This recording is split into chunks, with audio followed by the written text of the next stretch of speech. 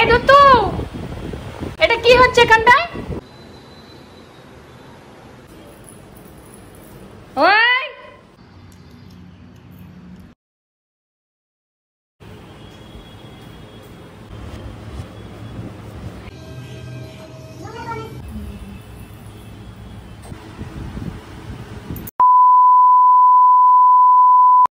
Hey guys, good morning. আমি সুস্মিতা। আমার নতুন একটা ভিডিওতে তোমাদের অনেক অনেক স্বাগত। কেমন আছো সবাই? আশা করছি সবাই খুব ভালো আছো, সুস্থ আছো। আর আমি চাই সবাই খুব ভালো থাকো, সুস্থ থাকো। আর তোমাদের ভালোবাসা নিয়ে আমি আরো একটা নতুন ব্লগ শুরু করছি। আর আজকের কিন্তু ব্লগটা ভীষণ ভালো হতে চলেছে, কারণ আজকের আছে একটা বিশাল বড় গুড নিউজ।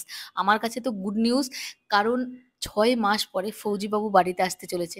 এর থেকে খুশির আর কোনো খবর হয় আমার কাছে কিচ্ছু না। বিয়ে, পুজো, পার্বণ কোনো কিছু আমার কাছে এতটা ইম্পর্টেন্ট নয় যতটা ইম্পর্টেন্ট হাজবেন্ড বাড়ি আসাতে হয়। তো সত্যি কথা বলতে, যাদের হাজবেন্ড বাড়িতে থাকে না তারাই এই ফিলিংটা বুঝতে পারবে। কারণ 6 মাস, 8 মাস, কখনো কখনো 9 মাস, একবার তো 1 বছর হয়ে গেছিল করোনার সময়, আমি আমার হাজবেন্ডের মুখটা দেখতে পাইনি। তো ফাইনালি 6 মাস পরে বর আসতে চলেছে। মানে কি আনন্দ আকাশে বাতাসে, মানে এত খুশি হচ্ছে, এত আনন্দ হচ্ছে, যেটা আমি ভাষায় প্রকাশ করতে পারবো না। তারপরে মাঝখানে বলেছিল বাড়িতে আসতে পারবে না, পুজোর সময় তো ছুটিই পাবে না। তো এই নিয়ে ভীষণ ঝগড়া হচ্ছিল, অশান্তি হচ্ছিল। যারা আমার রোজ ব্লগ দেখো তারা কিন্তু অবশ্যই জানতে পারবে যে এই নিয়েও আমি একটা ভিডিও দিচ্ছিলাম। তো ফাইনালি যখন সমস্ত কিছুকে পিছনে ফেলে আসছে, তখন আর খুশির কি সীমা থাকে বলো? একদমই সীমা নেই। আমার আওয়াজটা শুনে তোমরা বুঝতেই পারছো যে আমি কতটা খুশি। আর দেখো, সত্যি কথা বলতে এই যে একা একা থাকি, তারপরে যখন হাজবেন্ড আসে, তার থেকে খুশির আর কিছু হতে পারে? কিচ্ছু না, কিচ্ছু না। আমার কাছে তো কিছুই না। ভীষণ খুশি হচ্ছে, ভীষণ আনন্দে গেছে। আমি সমস্ত কিছু কিন্তু রেডি করতে শুরু করেছি। সমস্ত কিছু পড়েছিল জানো তো। মানে বর আসবে না, পুজোয় কোথাও আমার ঘোরা হবে না, মানে কি করব। তো একদম আমি যেন রোগা হয়ে পড়েছিলাম, অস্থির হয়ে পড়েছিলাম। তারপরে কিন্তু দেখো, যেই শুনেছি বর আসবে, আমি সমস্ত কিছু শুরু করেছি গোছাতে, ঘর গোছাতে শুরু করেছি, ঘর ঝাড় দিতে শুরু করেছি। শুধু আমি নয় কিন্তু, মাও দুজনে মিলেই শুরু করে দিয়েছে। মা তো আছেই জানো, কারণ আমার সোনা পাপার শরীর ভীষণ অসুস্থ ছিল। তারপরেও আমি অসুস্থ হয়ে পড়েছি। তো মায়ে বেটা এরকম অসুস্থ, মা না থাকলে সত্যি বলছি, আর মা না থাকলে যে আমার কি পরিস্থিতি হতো, সেটা শুধুমাত্র আমিই জানি। এই পরিস্থিতি আমার আগেও একবার হয়েছে। আমি একদম, মানে কি অবস্থা হয়েছিল আমি সেটা বলে বোঝাতে পারবো না। যাই হোক, যেগুলো পেছনে ফেলে এসেছে সেগুলো আর বলতে চাই না। তবে হ্যাঁ, একটা কথাই বলবো, মা যদি না থাকতো তাহলে আমার সন্তান দুটো মানুষ করা ভীষণই কষ্টকর হয়ে যেত। মানে আমার পাশে শুধুমাত্র আমার মাই ছিল। মানে রাত জেগে জেগে আমার পাহারা দিয়েছে শুধু আমার মা, আমার মেয়েকে নিয়ে। আর কেউ না, কেউ মানে উঁকি মেরেও দেখেনি।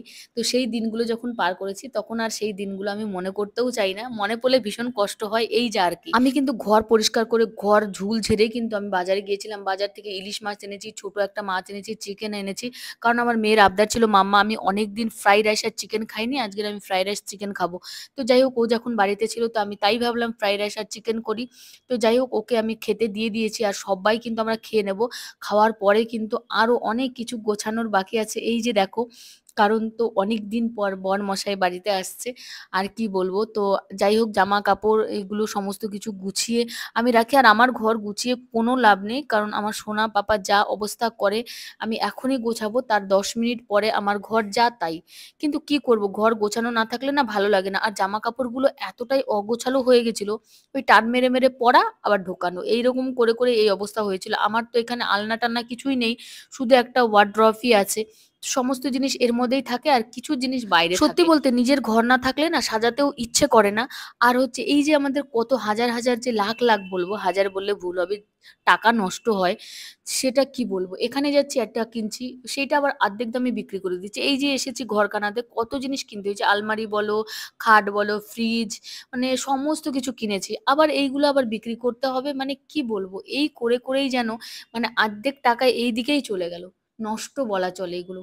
যাই হোক, জীবনটাই যে এরকম, যখন এইরকম। আর দেখো, হাজবেন্ডের কাছে তো সব সময় থাকার চান্স পাওয়া যায় না। যখন চান্স পাওয়া যায় তখন কিন্তু অবশ্যই সবার যাওয়া উচিত। কারণ দেখো, একটা সময়ের পরে কিন্তু ততটা আর মনের মধ্যে থাকে না যে আমি এখন হাজবেন্ডের সাথে ঘুরবো, খাবো। একটা সময়ের পরে সবার কিন্তু সংসারের চাপ এসে যায়। যেমন আমার দুটো বাচ্চা আছে, এখন একজন আছে পড়াশোনা করছে। তো যখন আবার আরেকজন পড়াশোনা করবে, তার পেছনেও আরো সময় দিতে হবে। তো তখন না এই সমস্ত আর হাসব্যান্ডের সাথে থাকবো, ঘুরবো, খাবো এই সমস্ত কিছু আর আসে না। কারণ সংসারের একটা চাপ মাথায় চলে আসে। তো যাই হোক এখনই আমার কাছে অনেক চাপ মাথায় এসে গেছে। একা, একা সমস্ত কিছু সামলাতে হয়। হাট, বাজার, ঘাট, মেয়েকে সামলানো, ছেলেকে সামলানো, ডাক্তার, কবিরাজ, গ্যাস বুকিং, ব্যাংকে যাওয়া সমস্ত কিছু রান্না-বাড়া, সংসার। তো এত কিছু সামলেও আমি আবার ব্লগ দেই, ভিডিও করি। এদিকেও আমার কিন্তু অনেকটা সময় লাগে। তবে ওই যেই সময়গুলো সবাই বিশ্রাম করে সেই সময়টা কিন্তু আমি এই ব্লগ করি। আমি কিন্তু এক্সট্রা সময় পাই না। যেটা আমার রেস্টের সময় হয় সেইটাই কিন্তু আমি এ সমস্ত করি। যেটা একদম পরিষ্কার কথা। কারণ আমার কাছে কোনো এক্সট্রা সময় নেই এইগুলো করার জন্য। তো যাই হোক আমি রাত জেগে, জেগে করি। তারপরে বাবু যখন ঘুমায় তখন করি। এই করে, করেই কিন্তু আমি আমার জায়গাটাকে ধরে রাখার চেষ্টা করছি যাতে এই জায়গাটাতে আমি এসেছি এই জায়গাটাতে জায়গা থেকে আমি সরে না যেতে পারি। আর এই যে দেখো মাও লেগে পড়েছে। কারণ এগুলো সব মানে নোংরা বলতে কি বলতো? ৪-৫ দিন ১০ দিন একটু পরিষ্কার না করলেই পুরো নোংরা হয়ে যায়। প্রত্যেকদিন মোছা দরকার। তো এত আমার কাছে সময় কোথায় প্রত্যেকদিন এই সমস্ত কাজ করব, তাই না?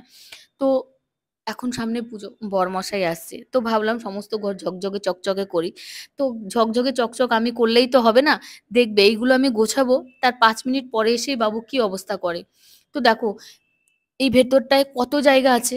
এইগুলো ধরেও আরো অনেক জায়গা বেঁচে যায়। কিন্তু এগুলো নিচে রাখলেই বাবু সব খুলে, খুলে বাইরে বের করে ছড়িয়ে ছিটিয়ে ভেঙে চুরে একাকার করে। আর ওষুধের বোতলগুলো আছে জানেন তো? ওষুধ তো খাওয়ার সময় খাবে না। আর এমনি সময় মুখটা খুলে খাওয়ার চেষ্টা করবে, ফেলে দেবে এই যা করে। তো যেইখানে ও হাত পায় না সেইখানে আমি সমস্ত জিনিস রাখার চেষ্টা করি। তো এইটার উপরেই হাত পায় না। হাত পায় না বলতে কি সামনের দিকটা কিন্তু হাত পায়। পেছনের দিকটা পায় না। তো পেছনের দিকটা আর কত জিনিস ধরবে বলো? ঠেলে, ঠেলে রাখার চেষ্টা করি। আর সামনে যেগুলো থাকে সেগুলোই ফেলে টেলে ভেঙে চুরে একাকার করে। আর তো আমার ঘরে উঁচু কোনো জায়গা নেই। আরেকটা আছে ওয়ারড্রব, সেখানে তো জামাকাপড়, সেখানে তো এই সমস্ত ঢোকানো যাবে না। আর এইটা যদি লক সিস্টেম হতো তাহলে কিন্তু এতটা মানে ইয়ে হতো না আমার, কষ্ট করতে হতো না। গোছালে থেকে যেত। কারণ ওই যে লক করে দিতাম, তো থেকে যেত। এটা তো লক নয়। এই কাঁচটা ঠেলাঠেলি করলেই খুলে যাচ্ছে। আর আমার বাবু তো এখন ঠেলাঠেলি করতে পারে, সমস্ত কিছুই করতে পারে। এখন সে মানে আমার থেকেও বড় হয়ে গেছে। এখন আমাকে বোঝায়। হুম, হুম, হুম এরকম করতে থাকে সমস্ত কথাতে। ওর কথা শুনলে পাকা বুড়োর মতো। "তুমি এটা করবে তো? হুম। তুমি এটা খাবে তো? হুম।" মানে পাকা বুড়ো যেন। তো এই পাকা বুড়োর দুষ্টুমি সারাদিন চলে। আর সেইগুলো দুষ্টুমির খেসারত দিতে হয় আমাকে। তো যেইটুকু টাইম ভাববো যে বিশ্রাম করব বা একটু রেস্ট নেব, সেটুকু টাইম আর হয় না। এইগুলো খেসারতগুলো মেটাতে, মেটাতেই সেই টাইমগুলো কভার হয়ে যায়। তো একদমই মানে বিশ্রাম করতে পারি না। আর এতটাই মানে আমার মানে স্ট্রাগল করতে হয়। কোমর যন্ত্রণা তো ভীষণ। মানে এই ৩ তলার উপর দিয়ে নামতে উঠতে এই সমস্ত করতে যে কোমর যন্ত্রণা হয় সেটা তো আমি আর মানে ভাষায় প্রকাশ করতে পারব না। যে আমার কি পরিস্থিতি হচ্ছে, কি অবস্থা হচ্ছে। তো যাই হোক মানুষ বলে এককালে সুখ এককালে দুঃখ। দেখি যে কোনো জীবনে কোনোদিন সুখ আসে নাকি। সত্যি বলতে সুখের জীবন আমি কাটিয়েছি আমার বাপের বাড়িতে। আমার মা, বৌদি সব্বাই আমাকে এত আদর যত্ন করেছে যে আমি একটা গ্লাস জল গড়িয়ে কোনোদিন খাইনি। আর সেই মেয়ে এখানে এসে মানে আমাকে কেউ একটু জল আমার মুখের সামনে দেবে সেই জিনিসটা আর নেই। মানে আমি যেই বোতলটা যেই জায়গায় রাখবো আমি যদি না সরাই সেই জায়গায় থাকবে। তো সেই পরিস্থিতি হয়ে আছে এখানটাতে। দেখতে পাচ্ছ তো আমি কিন্তু সমস্ত কিছু গুছিয়ে দিয়েছি। গোছানোর পরে কিন্তু আমার বাবু কি করলো, ওইখান থেকে মিয়োনিজের কৌটোটা নিয়ে আসলো। নিয়ে এসে ওর দিদুনকে দিচ্ছে খাওয়ার জন্য। আর শুধু বারবার যাবে আর ওইটা খুলবে আর সমস্ত কিছু বার করবে। এই যে দেখো। দেখতে পাচ্ছ তো? নিজে, নিজে খুলতে পারে, সমস্ত কিছু করতে পারে। আর দেখো আমি কিন্তু বকা দিচ্ছি কিন্তু ও কি করছে দেখো। তো যাই হোক আমার বকা খেয়ে চুপ করে পড়েছে। কিন্তু আমাকে ভীষণ ভয় পায়। আমি যদি ওকে ধমক দেই, ভীষণ আমার ধমকের ভয় পায়। তো আমি যেই ধমক দিয়েছি দেখো আর খোলার বা ধরার সাহস পায়নি। যেটুকু খুলেছে, খুলেছে। তো তারপরে কিন্তু কাঁদতে, কাঁদতে ওর দিদুনের কাছে চলে যাবে। কারণ হচ্ছে আমি ওকে ধমক দিয়েছি। আর বললে আমি ভীষণ ভয় পাই কিন্তু। দেখো, ওর পাপা আসলে তো ওকে বকে না। তো আর মাম্মামও যদি না বকে তাহলে তো মানে দুষ্টু হয়ে যাবে, তাই না? একটু কাউকে ভয় দেখাতেই হবে, ভয় পাওয়াতেই হবে। তাই জন্য আমি একটুখানি ওকে বকাঝকা করি যাতে ছোটবেলা থেকেই আমাকে একটুখানি ভয় পায়। আমার সেই জন্য কিন্তু আমার মেয়ে সবসময় বলে আমার মেয়েকে ভালোবাসি না। শুধু ওর দিদুন আর ওর পাপা নাকি আমার মেয়েকে ভালোবাসে। এই নালিশটা কিন্তু সবার কাছে করে। তো আমি চাই আমি না ভালোবাসি, আমি এমনভাবেই থাকি, আমাকে একটুখানি ভয় পাক। না হলে তো বাচ্চারা যদি মানে সব দিকেই মানে আদর পায় তাহলে বলে না আদর পেয়ে বাদর হয়। তো আমি চাই না যে আদর পেয়ে বাদর হোক, একটুখানি ভালো হোক। তো ভালো থাকুক সেটাই আমি কামনা করি। তাতে আমি খারাপ হই, আমার কোনো যায় আসে না। তারপর দেখো মা কিন্তু ঘর ঝাড় দিল, তারপরে পোছা লাগালো নিচটাতে, কারণ ওই সমস্ত কিছু নামিয়েছিলাম, নোংরা হয়ে গেছে আর হাঁটা যাচ্ছে না।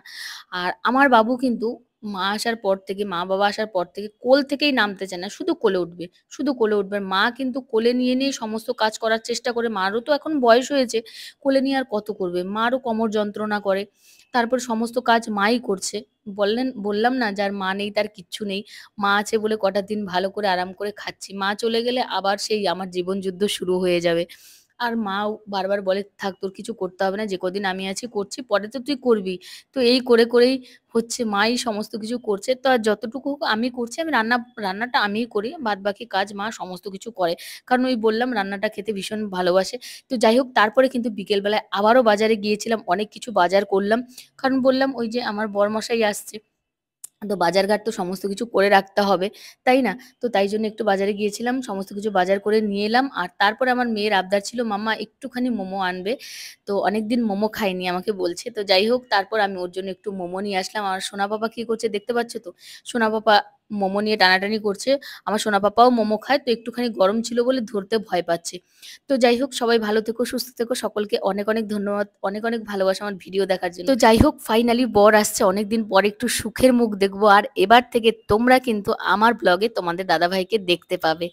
তো কে কে তোমাদের দাদাভাইকে মিস করছো অবশ্যই কিন্তু আমার কমেন্ট বক্সে একটা কমেন্ট করবে। বাই।